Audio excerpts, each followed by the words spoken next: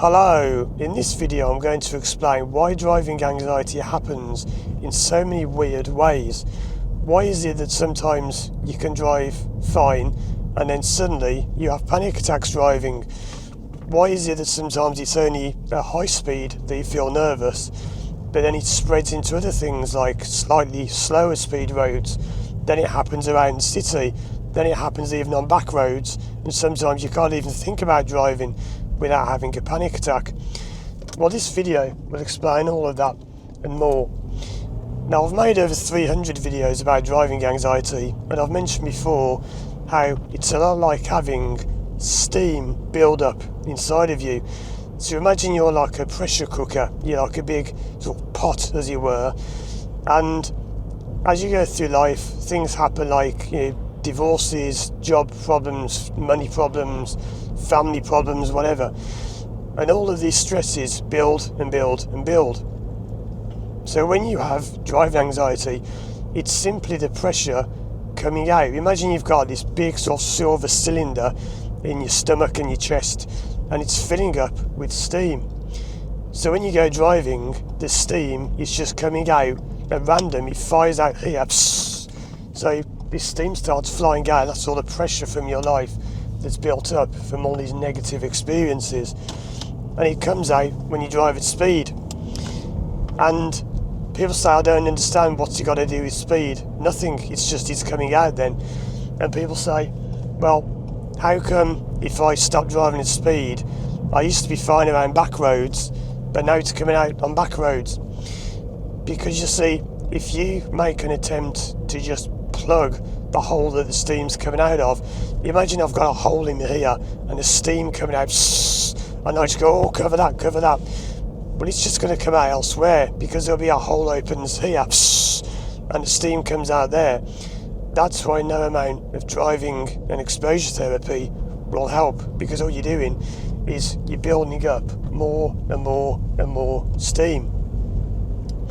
So the way you fix it is not to just plug the hole, but to release the steam properly.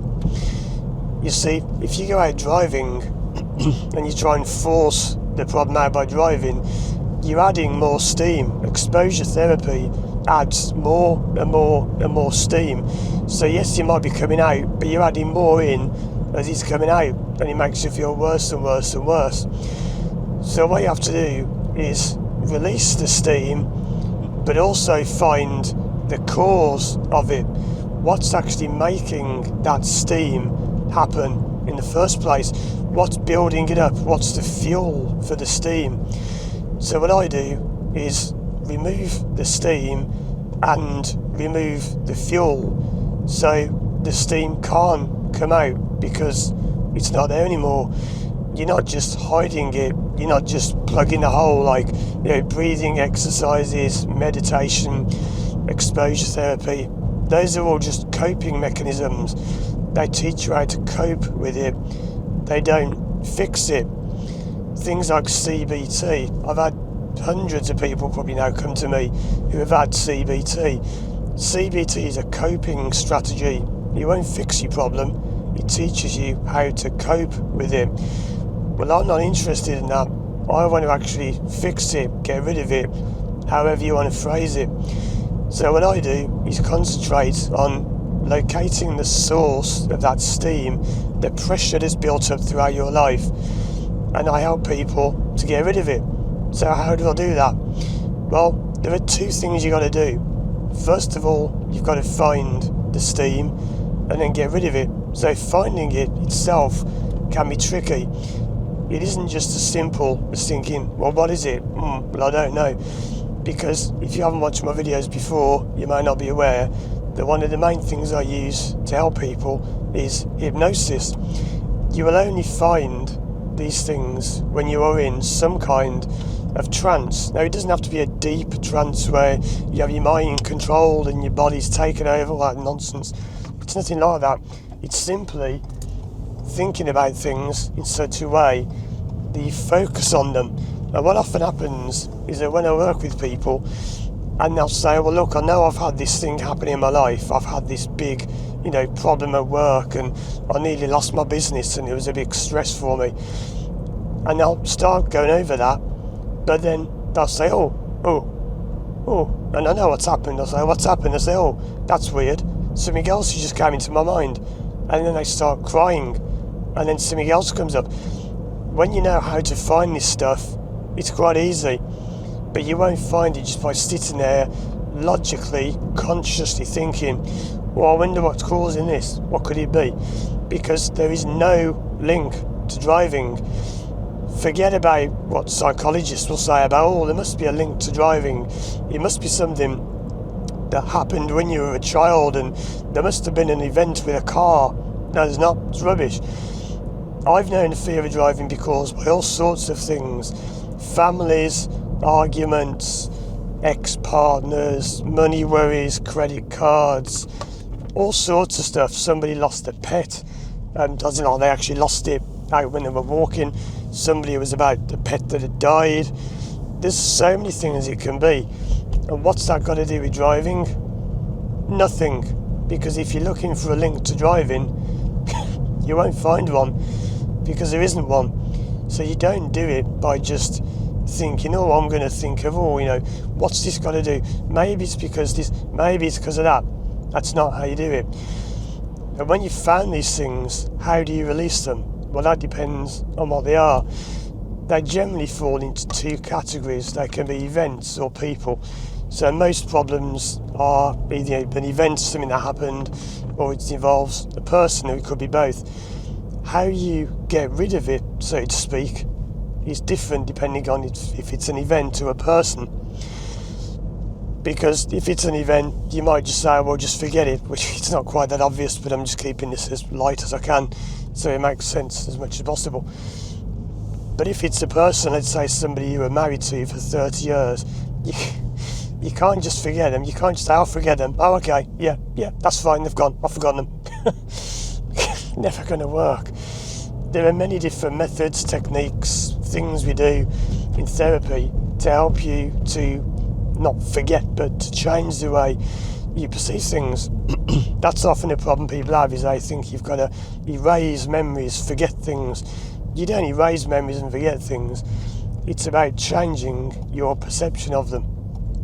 So I'll give you a simple way now, and this won't fix your problem, maybe. For some people it does, but it's just one short example. Think of someone that you hate.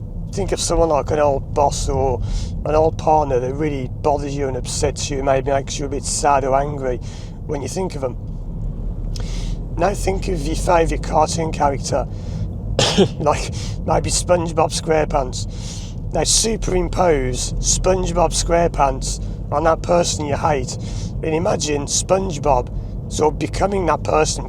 He kind of splats onto them, and they've got the face of SpongeBob, and they've got SpongeBob's voice, and the little arms are waving out. And when they say the things they say to you that upset you, their voice sounds like SpongeBob's. Now that's a very, very basic thing, which in itself is not going to fix all your problems. But that's just an example of how you can change your perception of things.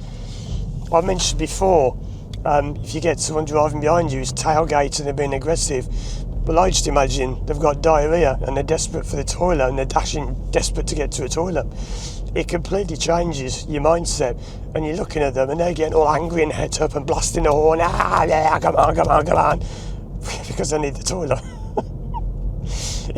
It changes your mindset, and all you've got to do to overcome your problem, releasing the steam, is about changing your mindset.